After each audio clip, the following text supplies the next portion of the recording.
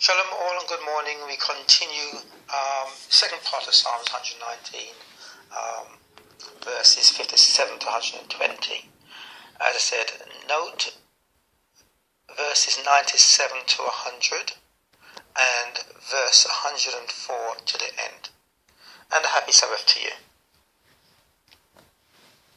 You should note what the psalmist seeks and the subject of the matter of the verses. God's law, commandments, testimonies, etc. all making up God's way for us to live. All, if not most of the verses of each letter of the alphabet end with or speaks of one of the components of God's law, i.e. his precepts, statutes, or judgments. So, Psalm 119, verse 57. Thou art my portion, O Lord. I have said that I would keep thy words. I entreated thy favour with my whole heart. Be merciful unto me according to thy word. I thought on my ways and turned my feet unto thy testimonies. I made haste and delayed not to keep thy commandments. The bands of the wicked have robbed me, but I have not forgotten thy law. At midnight I will rise to give thanks unto thee, because of thy righteous judgments. I am a companion of all them that fear thee, and of them that keep thy precepts. The earth, O Lord, is full of thy mercy. Teach me thy statutes. So note verse 61. Even in times of trouble, the speaker does not depart from God's law. It helps if your companions are also persons of God.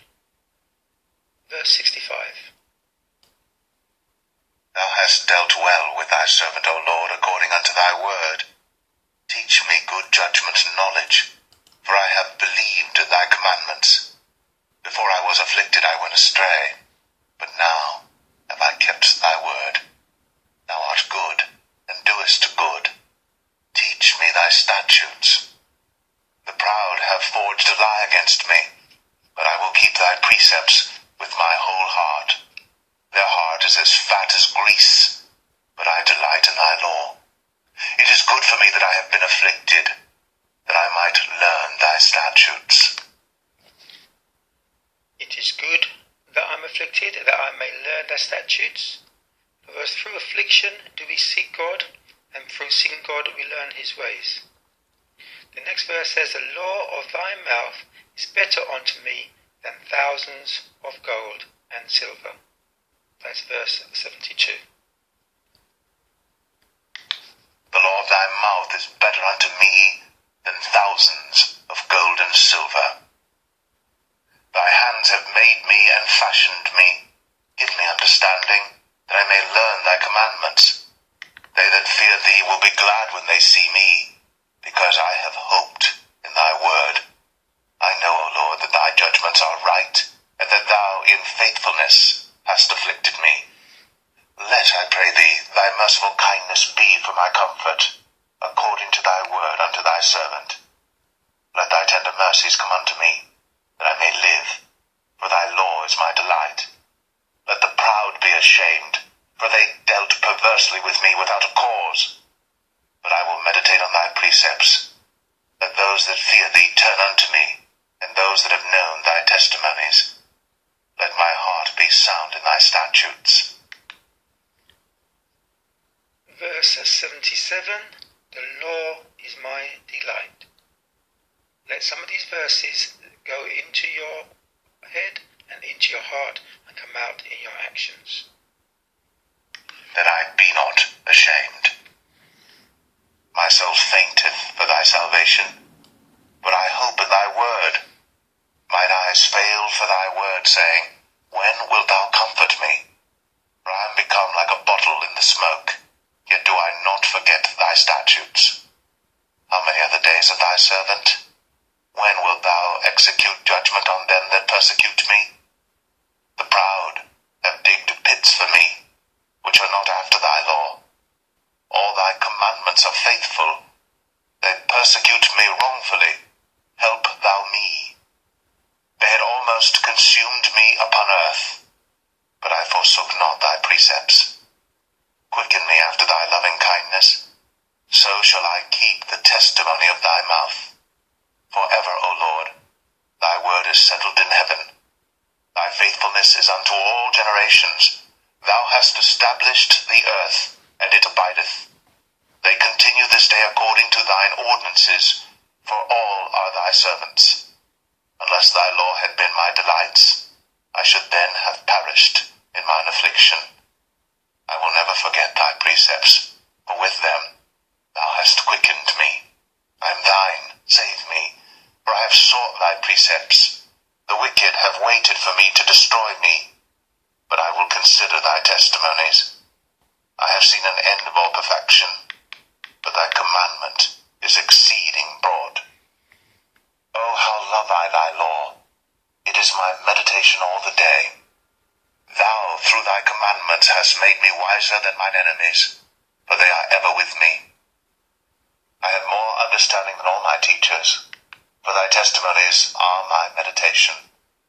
I understand more than the ancients, because I keep thy precepts. I have refrained my feet.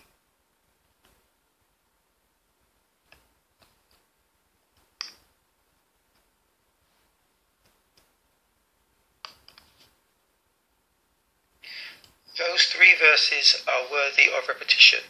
Verse 98. Thou through thy commandments hast made me wiser than my enemies, for they are ever with me. We've seen in the past how people of God, or people of the earth, get wise by following the wise wisdom commandments he gave Israel, so that other nations will also say unto them, how are you so wise? And it's because of the law that they are following. We will see this in examples of Daniel. Verse 99 said, I have more understanding than all my teachers, for thy testimonies are my meditation. I understand more than the ancients, because I keep thy precepts. Love God's law, and by meditating, meaning studying them, etc., on them for long periods, daily and yearly, you become wiser than your enemies, but more importantly than all the Christian teachers, pastors, etc., who teach traditions and theology of men and their denominations. Most teach laws are no more, were for the Jews or Israel. We are saved by grace, without the through faith part of Ephesians 2, verse 8, which means God's faith is if you keep my commandments, and should you break them, repent and seek forgiveness through the faith of my son Yeshua. It was not that we just have the faith without the attempt to keep the commandments. They also say that only belief in Jesus without knowing is what you need. Without knowing a belief in the Hebrew means being a doer of the law, as it says in Romans, not only a hearer. You'll also understand more than the ancients, meaning the transgressors of the past, who did not keep God's precepts and were seduced away through people like false prophet Balaam, or the bad kings, as many are taught also to do today, or are seduced away by being deceived that the law of God is no more. What did Paul tell Timothy? Study the laws of God, or study the scriptures, he says, because through them it leads you to salvation and faith in Yeshua. So continuing from verse 101. I have more understanding than all my teachers, for thy testimonies are my meditation. I understand more than the ancients, because I keep thy precepts. I have refrained my feet from every evil way, that I might keep thy word. I have not departed from thy judgments, for thou hast taught me. How sweet are thy words unto my taste, yea, sweeter than honey to my mouth.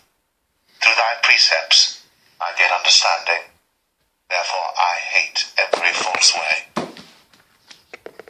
Thy word is a lamp unto my feet, and a light unto my path.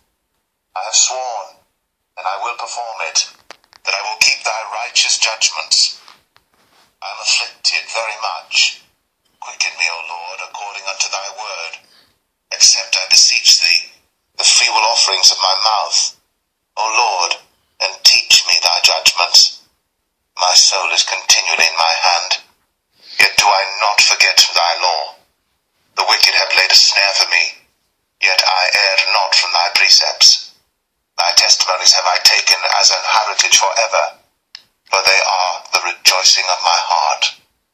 I have inclined mine heart to perform thy statutes always, even unto the end. I hate vain thoughts, but thy law do I love.